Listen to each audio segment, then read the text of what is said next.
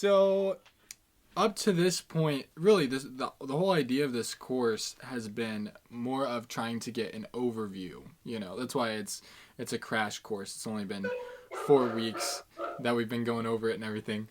Um, so because of that, like even last week, I didn't necessarily require for anyone to send me a video of your practice time and everything, because the more in depth you go with it, the more it kind of you can take it and run with it, and I want it to be broad enough to where it meets everyone's needs and kind of where we're all at, because I know some of us have, we all have different goals with how we want to use this, depending on how musically driven we are, or if we're just, curious, or what our plan is for how we're going to use this. But this all kind of goes back in my mind to the first class that we had, the first lesson that we did, talking about how God set up standards for how he should be worshipped in the temple. And to me, that's really been kind of my heart and my focus behind all this, is that our goal would be to just excel wherever God puts us. So whether that be, conducting the choir at your church, or doing something that, I guess musically involved, or if it's just singing in church, or if it's, helping out in the choir, singing in the choir, or if it's actually writing music. God wants us to be as, to excel and to be as excellent as we possibly can be. So really, the whole focus of this should be for God, and that's one thing that I really want to challenge all of us with. And as I've thought about it this week, and just in preparation for all of these lessons, one thing that I've been challenged with is we should strive to be as good as we can in whatever our hand finds to do. So whatever it is that we're studying at the moment, or whatever we're involved in at church, like if our church is going through a certain study, or if our church is doing some activity or something, we should be all in. We should try to give ourselves completely to it, because that's ultimately how God gets glory. So, and this isn't like a guilt trip if like someone hasn't done all the homework or anything like that, because that's fine, because I understand this isn't that intense where it's like I'm grading homework and we're taking tests or anything.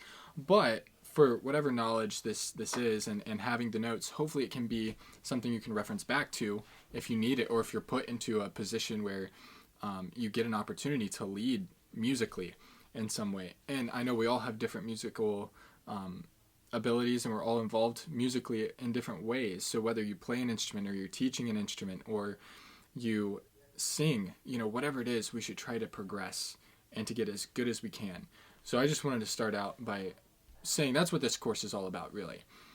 Wherever you go after this, wherever you take this, if you go all the way and make conducting, your calling, or if that's what you do, or if you just try to be an assistant in your church musically, or whatever it is, we should try to do whatever God calls us to do to the best of our ability with the opportunities he gives us. So with that said, let's just start out in prayer again, and then we'll go through some of these notes and things, and then that'll be basically as far as we go in a group setting. So Lord, thank you so much for the chance to even talk about this topic, Lord, and I thank you for your word, and just for all that your word teaches us about worship and about your holiness, Lord, and how much you deserve our very best.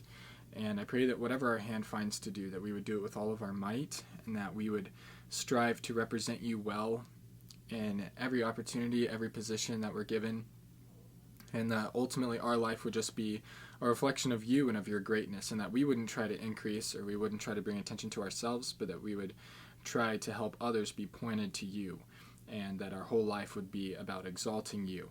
Thank you for how worthy you are of our worship, and all of our attention, and the very purpose of our life, Lord, to be towards you. And I pray that we would live up to that, Lord, that we would be faithful in serving you, and that we would accurately represent you to the world, and to those that are around us in church. Just help us to have a good, clear lesson today, and it to just jive with each of us, and us to understand the topics, and then to be able to use it for your glory. In Jesus' name, amen. So the first thing I wanted to go over is just looking back at the exercises from last week, some of the things that we discussed. Obviously, the big thing was bringing the left hand into, focus while the right hand was still doing what we were doing. So using both hands together and trying to use them independently. Now that's something that you're going to have to practice for a long time. But it's good to push yourself and to try to get to that point. And most people, when they're leading congregational singing, they don't even probably use the two hands independently. You don't see that very often at all. Normally, if both hands are being used, they're doing the same pattern.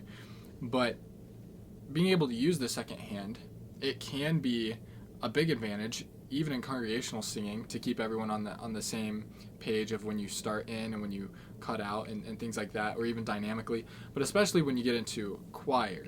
And so today in our lesson, I actually kind of broke it up into the two sections so that we can think about them independently. So we can think about congregational leading, and that's going to look a little bit different than leading a choir, for example, or a choral group, someone who's going to be singing together, but they're all going to have some kind of musicality and some kind of musical background. And you can actually have rehearsals and practices and warm-ups and things like that with that kind of a group.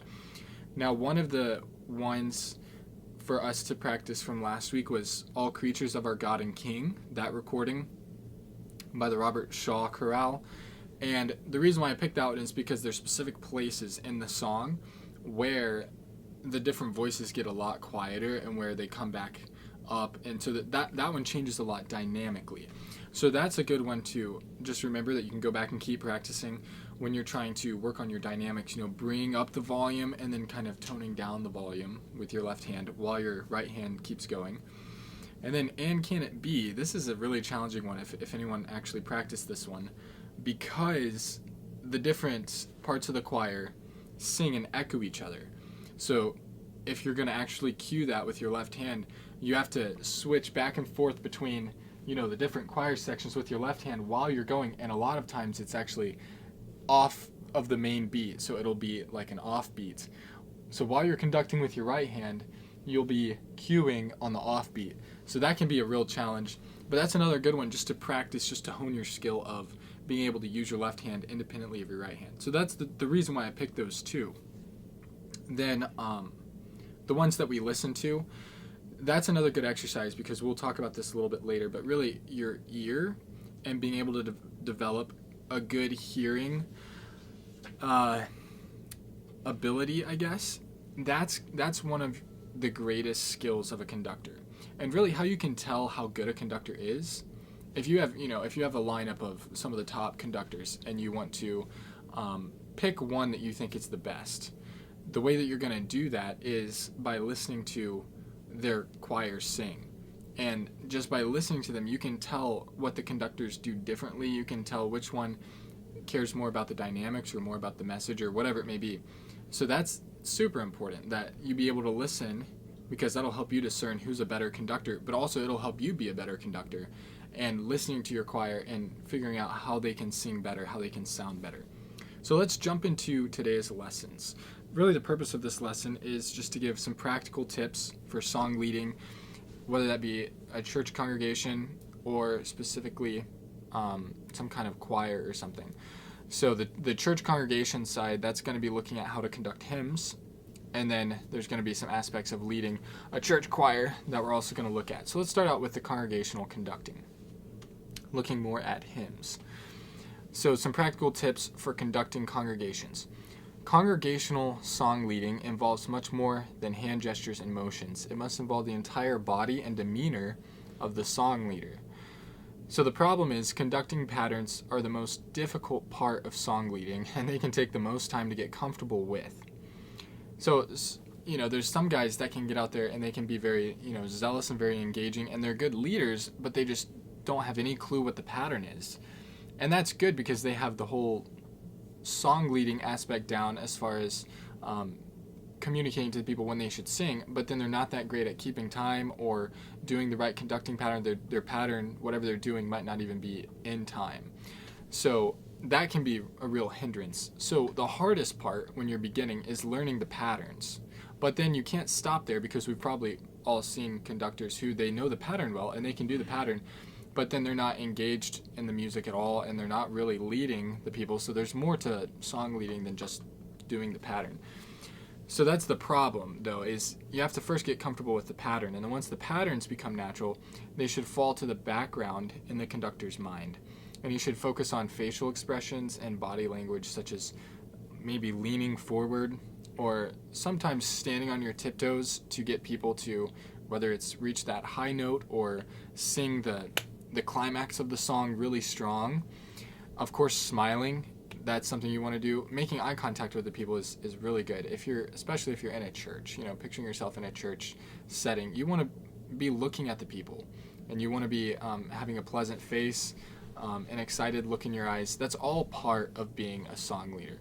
Really, what you're doing with your hands is not even close to the most important thing, because that's just there because you have to keep everyone on time. But the real important thing is thinking about the text of the song and the message of the song, and to focus on using that hymn to glorify God.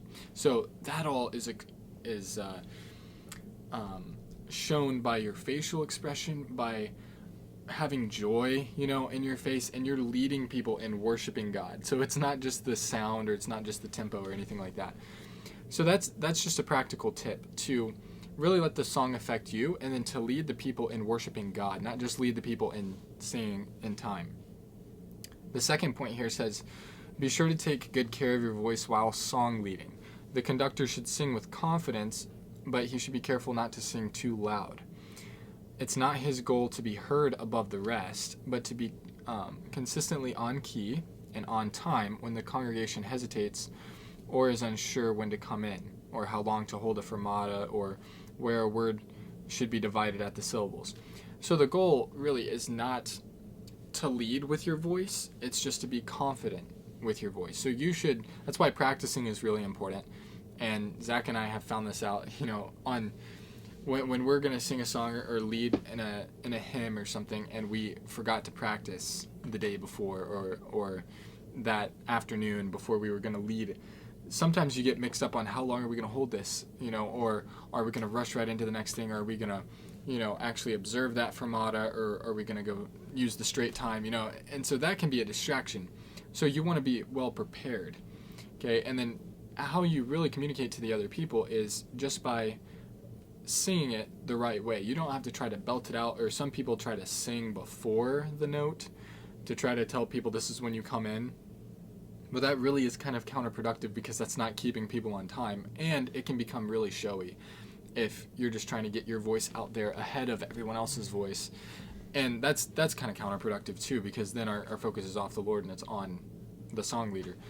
So just sing in time, and also don't destroy your voice, because some people, they think that when they're leading people, they have to just absolutely, lead with a yell, and that's not, for one, that's not musical, and second, that's not really helping the people, actually do what we're trying to do, which is worship God with the song. So just sing normal, okay? All that to say, just sing normal, just be on time, actually know how long you want to hold things out and do it that long, know when the syllables of the word should be divided, read through each of the verses or stanzas in the song so that you know when to cut the word and stuff like that.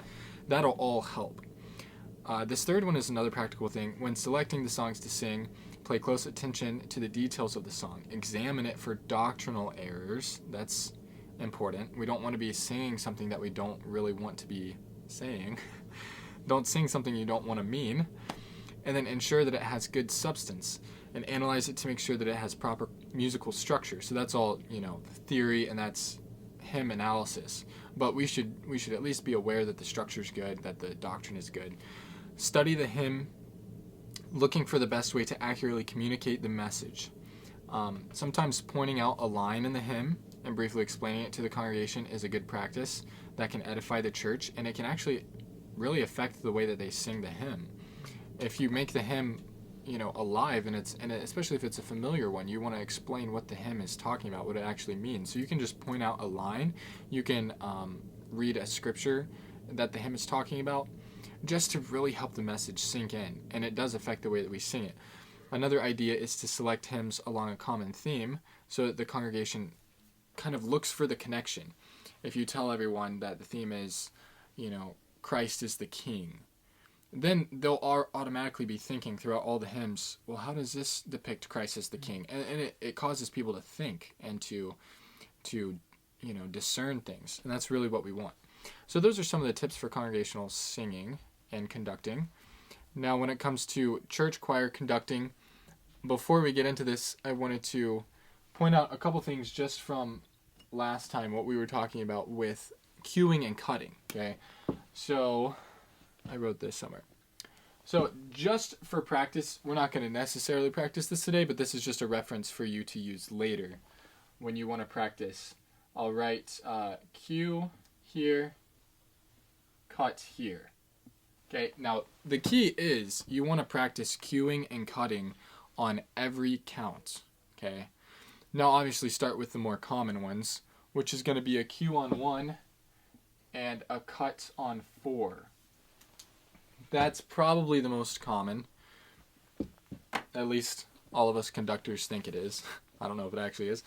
So when you're conducting and you're starting your pattern with your right hand, okay? So you're doing 1, 2, 3, 4. You want to do 1, 2, 3, and you're going to cut on 4. So as you're doing 4, you cut, and then on 1, you're going to cue. Okay, so it takes a lot of concentration to think 1, 2, so 1, 2, 3, cut, cue.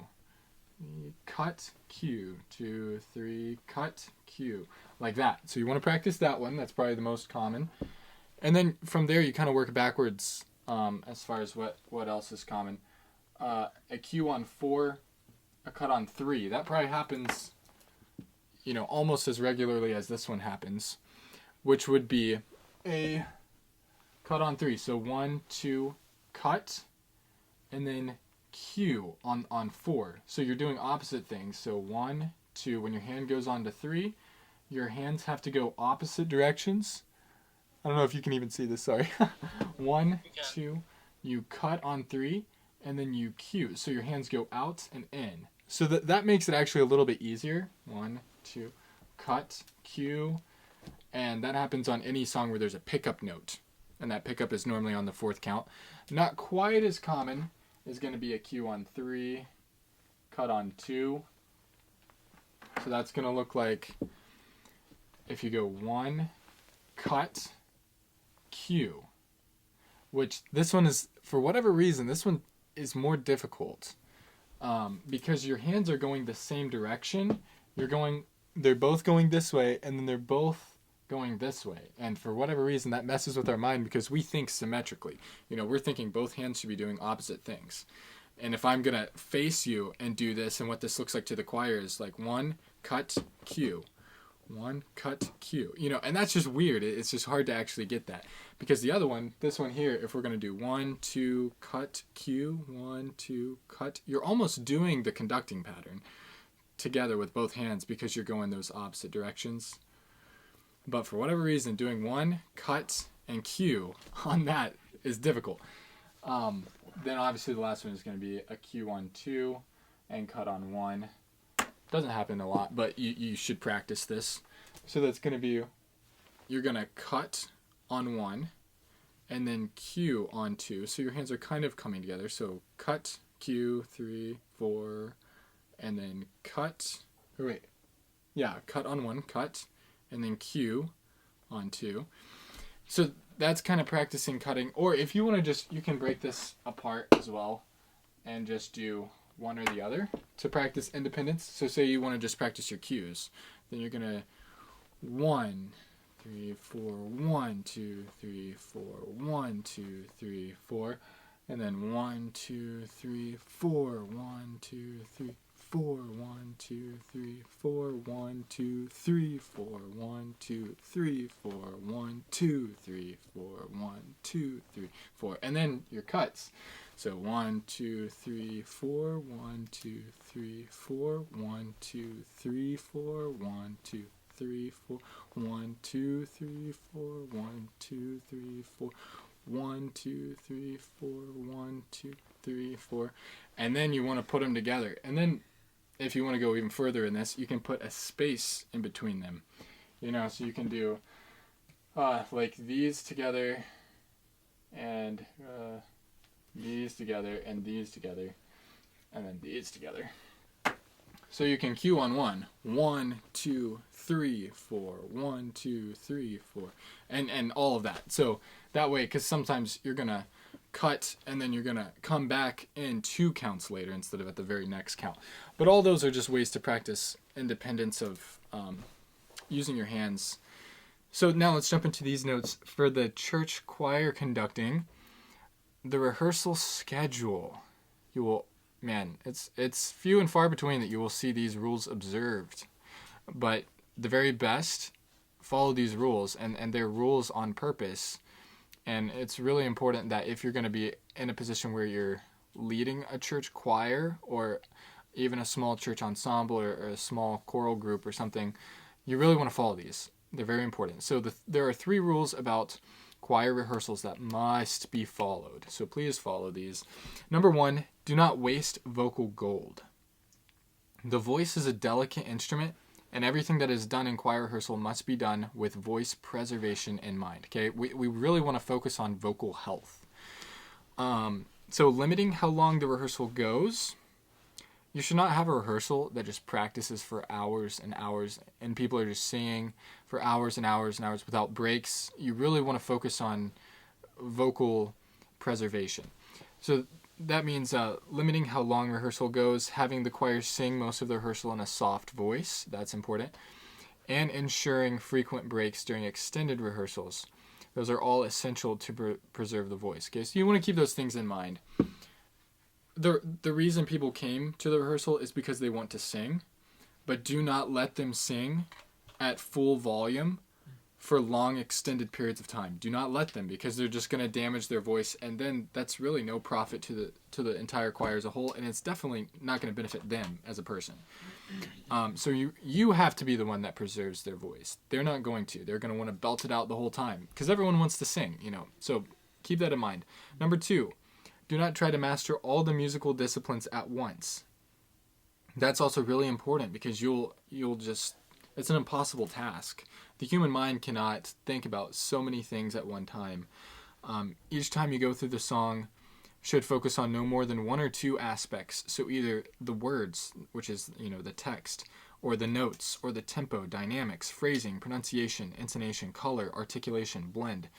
Don't overload the choir, by saying, all right, sing it right this time, until you get to the very end. Actually, most choirs don't even put text until if you're looking at most professional choirs that sing classically, they don't even put text until maybe the day or 2 after rehearsal. Actually, there's a joke that says, if our recital is going to be on Monday, then a good time to put the text, to start practicing the text, is sometime Tuesday afternoon.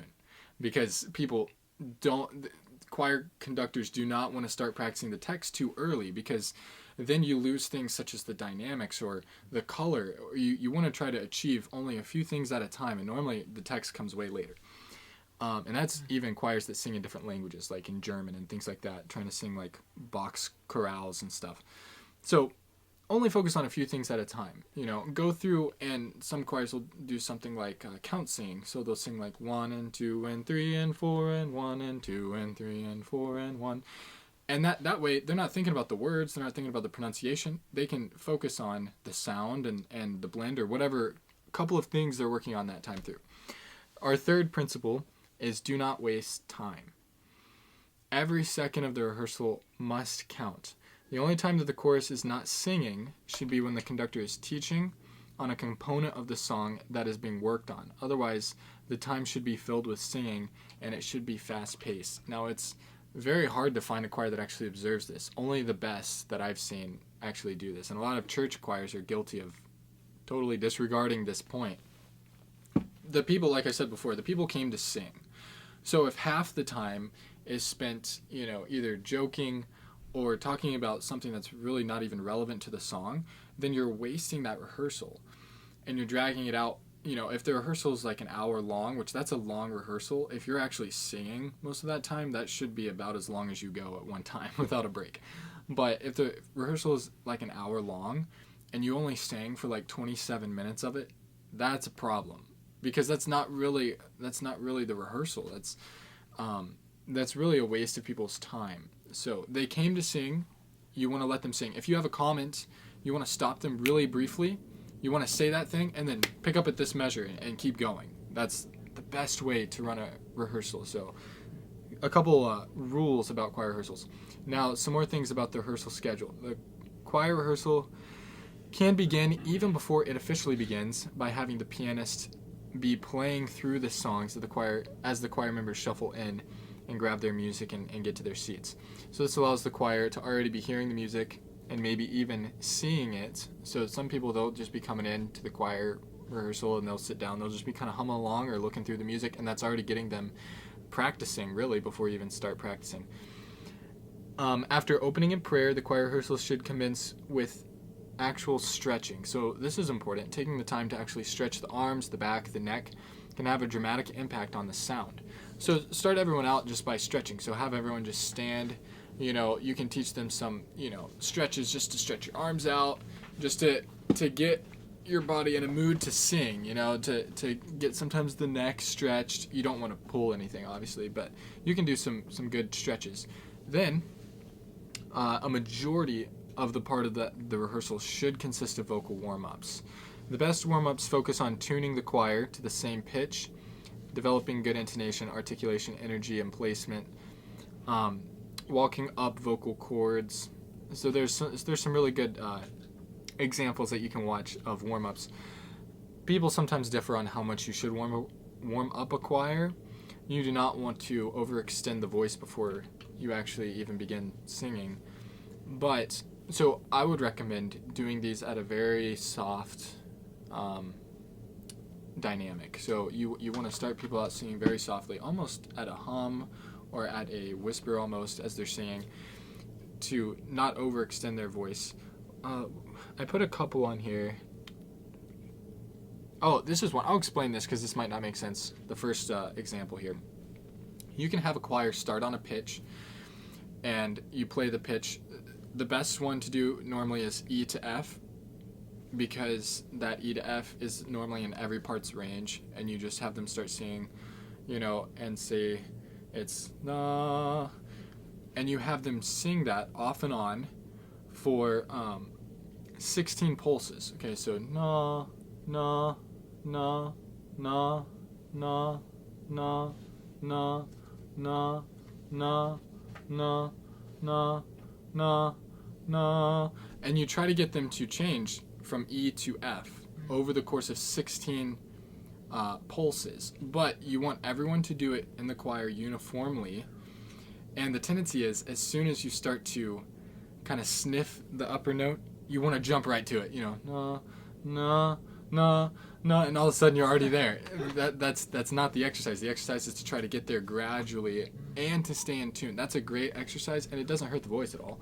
It's a great exercise to try to work on tuning the choir. If you do that before, trying to sing through something together, it dramatically increases everyone's awareness of their pitch, and it helps them all stay in tune together. So that's a super good exercise. There's a lot of others. So figure out the best vocal warm-ups that'll teach these things like articulation. That's not going to hurt the voice. Pitch, intonation, things like that. That's what you want to really implement, and do different things depending on whatever song you're working on. You can pick some exercises that are really going to help certain aspects of that piece that they need to learn. Let's jump down. It says the next thing to do in the rehearsal is to start rehearsing the music. The conductor's greatest tool is his ear. This cannot be overemphasized. It should be as if the conductor has the best sounding choir in his head at all times. And anytime he hears something from his choir that does not match the sound in his head, he should stop and correct it. So this requires listening to high quality music that is sung the right way, and conducting that is sung the right way and that is conducted by musical conductors. So this is really how it should be. You should always have the highest standard in your ear. You should know the sound that you're looking for, and that only comes by listening to really good music and by practicing conducting and hearing really good choirs. But the more you feed yourself that, and the more you really listen to good quality music, then you should expect nothing less from your choir, because they are capable of producing that sound. A lot of music cannot even be taught. A lot of it is just about people's motivation to sing well. If you tell a choir, all right, sing this song well, and then they'll sing it, and then you tell them, okay, now sing this song as if you are the best 6th grade boys choir in America. And you're a 6th grader, so don't sound like, you're 80, but sound like a 6th grader, and don't just imagine that you're them, be them, okay? And sing the song again, and they'll sing it again, okay? And then you tell them, all right, now imagine that you are a college student in one of the best college choirs singing this hymn, okay? Now sing it, and then they'll sing it. And then you say, all right, now you're going to be singing this on the Met, okay? And you're going to be in one of the best adult choirs, okay? And sing this song well, okay? And be these people. Don't just imagine that you're sounding like these people. Don't just try to sound like it. Actually be them, and then sing it. Most people, if they just have the motivation to sing well, they will sing well. And they can do it. The problem is, a lot of times, we just aren't motivated. And we settle for just allowing our voice to sound like whatever. And this is something that I even have thought I really need to work on this as well, because there should never be, especially for us, we are doing this for church, and our focus is on singing for the Lord, like we talked about really this whole time. So as musicians in the church trying to sing for the Lord, there should never be a subpar sound that comes out of our mouth if we're singing to God. That shouldn't even be an option. We shouldn't settle for, I'm not gonna try my best to sing well, or to make the most beautiful sound with my voice. I mean, think about it. If we were professional golfers, would we ever go out there and I'm just gonna hit this one for the fun of it, and just try to see where it goes? No, we're gonna if we were professional golfers, we're gonna take every hit, every stroke, everything about our technique. We're going to take it seriously. We're going to try to do as best as we can, because we're professional golfers, or professional basketball player, or anything. You're not just going to, if you're a professional basketball player, you're not just going to go out there and do you got a foul, so you get to take some free throws. You're not just going to just wing it up there. You're going to actually try your best, everything you do. So it should be that, and even more for the Lord. If we're using our voices correctly, there should never be a time where we aren't trying to make the most beautiful sound. And that's something that I need to work on myself.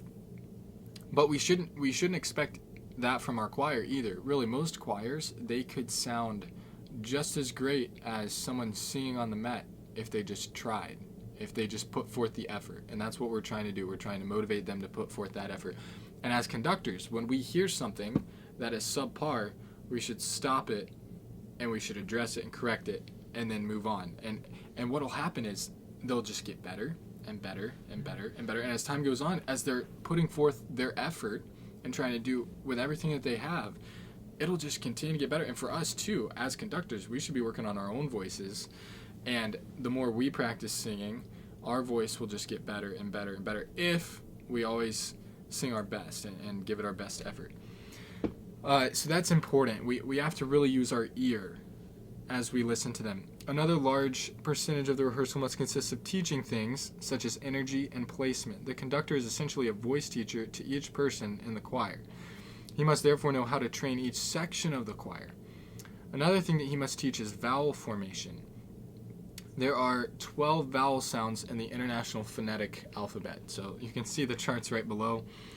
But really, to simplify this, as singers, practically speaking, we can reduce the list to these sounds that you see here, these 6 common ones. So, oo, o, ah, and then ah, which is more like ah. So the first 3 are dark, the last 3 are bright. Okay, and the choir must be taught to get all of the bright vowels from the oo to make it warmer. I don't know how much time we have here. I can jot this out just very simply, and this is something you'll have to study out on your own, and I'm going to include resources here after this. So alright, so we have 6 of these. Okay, Wow. Time for a new marker. So, there we go. Okay, so let's do. Okay, so ooh, and then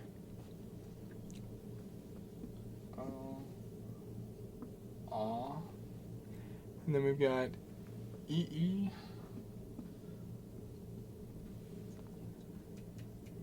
and then a, and then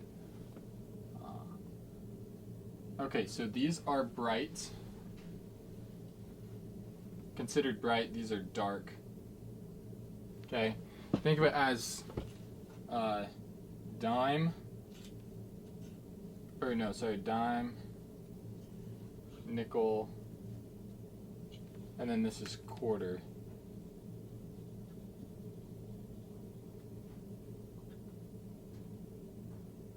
Really, the main difference of how you make these sounds is the size of your lips. Okay, so ooh, oh, ah, oh, ooh, oh, ah, oh, ooh. That's the purest sound that's really going to come out of your singing voice. Ooh, oh, ah, oh, ooh. Really, it's just you're just changing the size of your lips. Ooh. Now, what happens is normally when we come to E, we go E,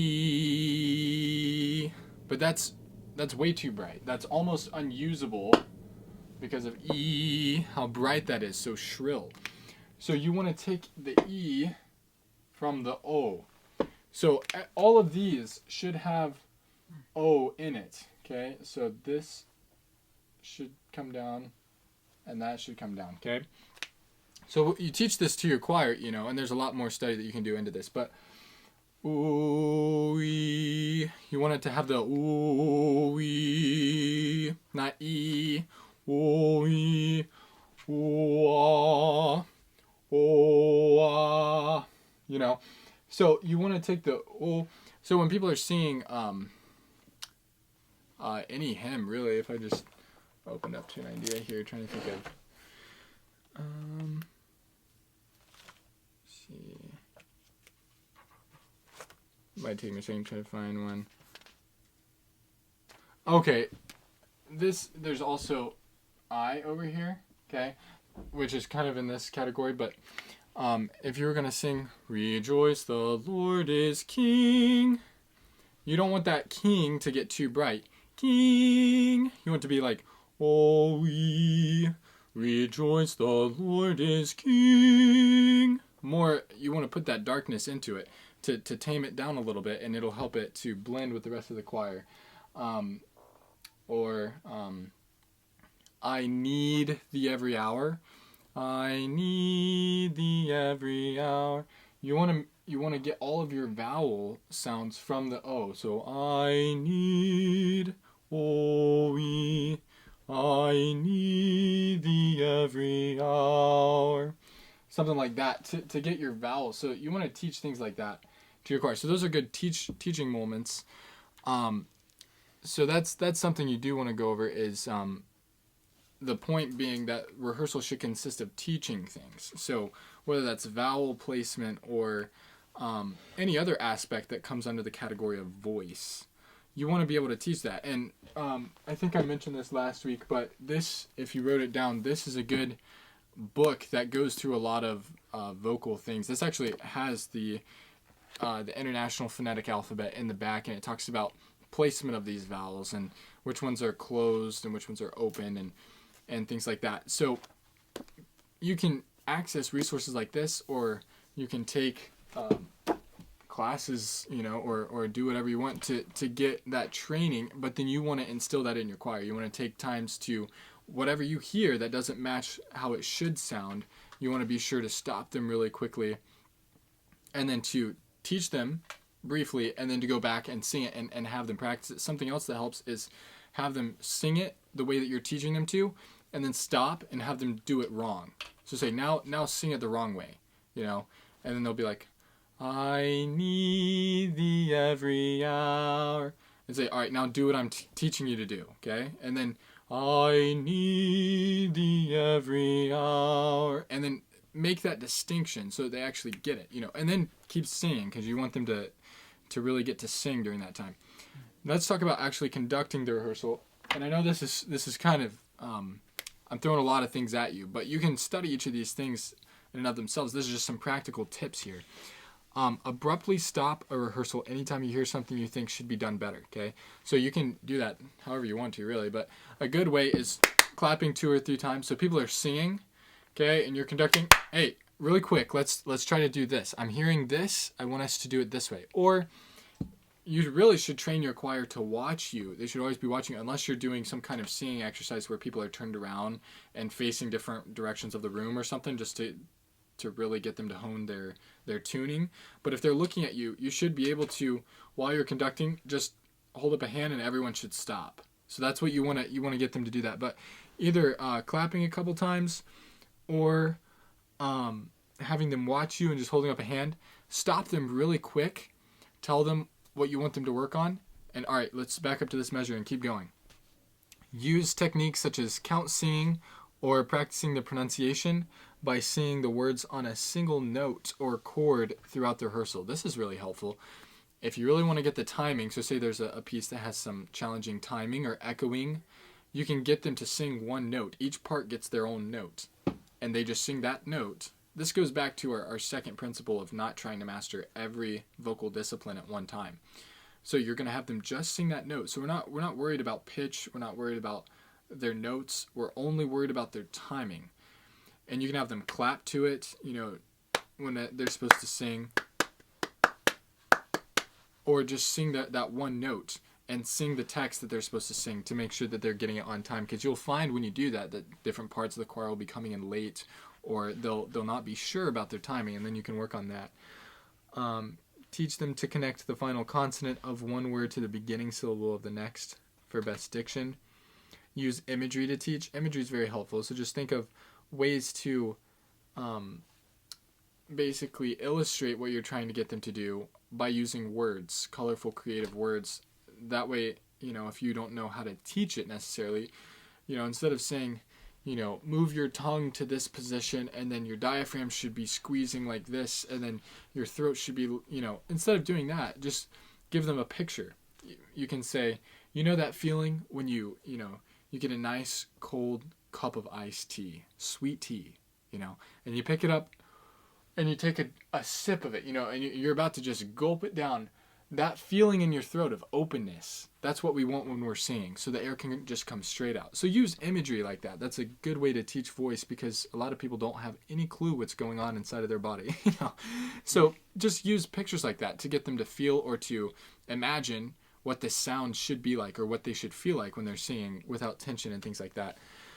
You don't want any tension, so sometimes having people sing like this, if you guys just try this, just put your hands like this, okay? And we'll just sing, I need thee every hour. Okay, so just put your hands right here. Ready? I need thee every hour. So see what you can't do. Your jaw can't get tense when your hands are like that. Your lips are kind of loose. Your cheeks are just kind of there. Your jaw just goes up and down. Your lips open and close.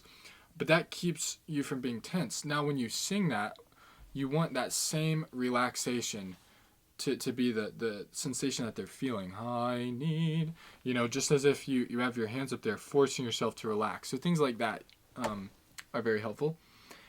Any questions on any of that? Congregational conducting, church choir conducting. There's a ton more ideas out there. I'll recommend some things at the end that you can go knock yourself out with. And there's a lot of further education you can get. But these are just some practical tips that I've found. And you'll invent your own as you go along. And the more you lead, sing, and things like that. A couple additional tools. I'm a huge fan of the conducting baton. Okay, these are very helpful for choir rehearsals, especially if there is an orchestra.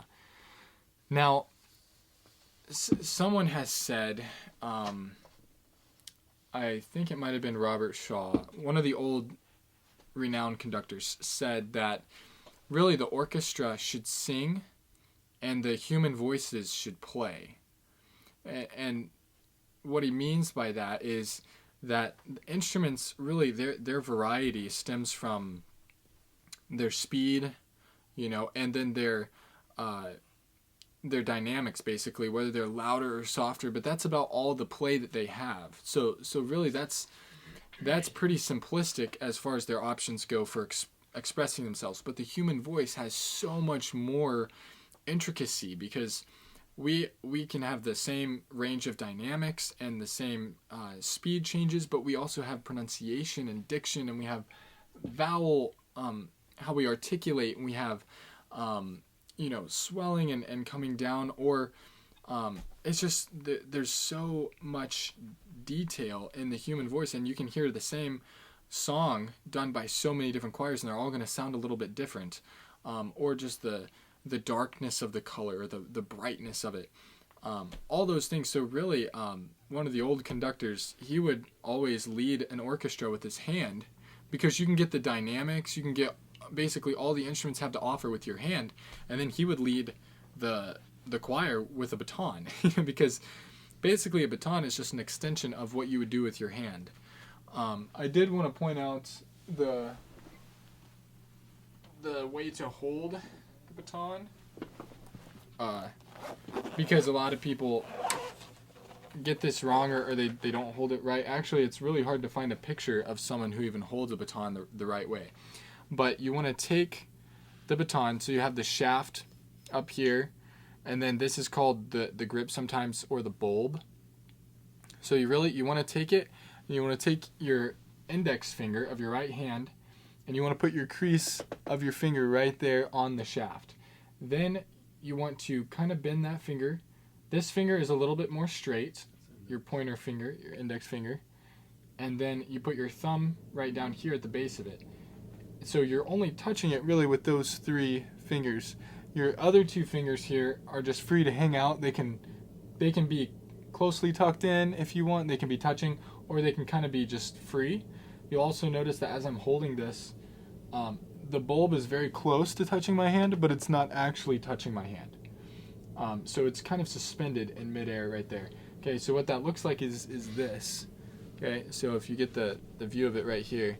So I take my middle finger and I put my crease right there, wrap it around, put my index finger, pointer finger, right there, my thumb on it, and then these back 2 fingers are just kind of, they're close by, but they're not actually touching it. And so you see how it's right next to my palm, but it's not actually there. And so that way, when you're leading like this, you have just an extension of your hand that can be even more detailed, and it can really express what you want the sound to sound like. This is basically the visual of what you want to be hearing, okay, is what this looks like. So you can really be very expressive when you're leading a group of people, or a choir that's singing. So this is a really good tool, very helpful for leading people that are singing. So I mentioned how to hold it. Oh, another way that you can tell if you're holding it the right way is it should, where you put your middle finger here, it really should balance on your finger. That's kind of how it's made. So that's how you can tell if you have your finger, if you have the baton in the right placement and you have your hand in the right position, is it'll just balance by itself. And so that's where you want to pinch it there and put your front finger there, and then you can direct like this. So I'm a big fan of using a baton. You can get these actually pretty inexpensively. I put a couple recommendations on there for a couple dollars. Then obviously you can lead with this, you can practice with this, you can set this down and practice with your hands again.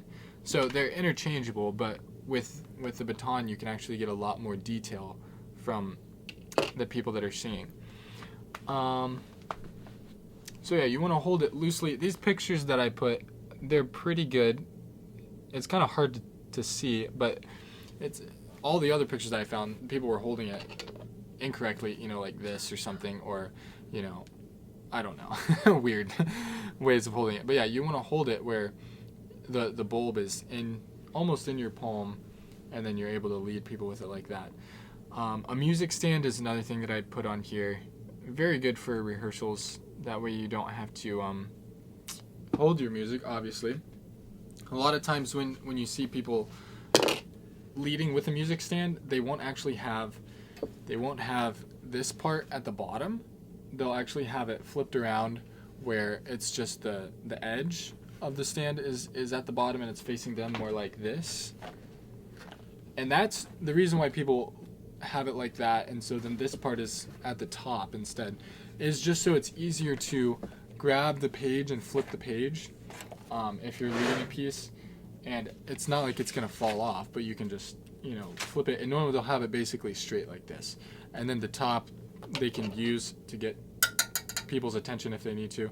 Or something else that's really helpful is having a squeaky stand, because then you can just kind of squeak it back and forth and that'll make people give you their attention. You'll find that one of the hardest things about running a rehearsal is people paying attention to you and people listening, because anytime you stop, and even if you're working with one section, like, all right, basses, let's try to get that E sounding better, and then instantly everyone else is just talking and chattering and everything, and so then it's really hard to get people's attention. So if you have like a really squeaky stand, that can be very helpful. So look for the squeaky stands. Go to the garage sales, go to the flea market or wherever you go, and try to find a squeaky stand. Anyways, what else here? We're getting near the end, so there are many other helpful books. I mentioned some of those. Here's the thing. Take note of any music rehearsals that you're a part of, okay? Because really everything that I've learned from singing in a college choir, singing in a volunteer college men's ensemble. I was in a college audition mix ensemble, camp staff choir. That's nothing fancy, but I learned some things from those rehearsals. Camp staff choir, that's what I just said. A few church music and choral conducting classes that I took. I really haven't taken that many choral conducting classes. I've taken a handful, maybe 2 or 3. And then basically just sitting in on rehearsals. During college, I got to sit in on the college chamber ensemble, their symphonic choir, private choirs, and just sitting in and taking note of what works and what doesn't work, what people do. And really nowadays, you can just find some good rehearsals on YouTube, or you can just look up good rehearsals, and really you learn a lot more from the rehearsal than you do from the performance.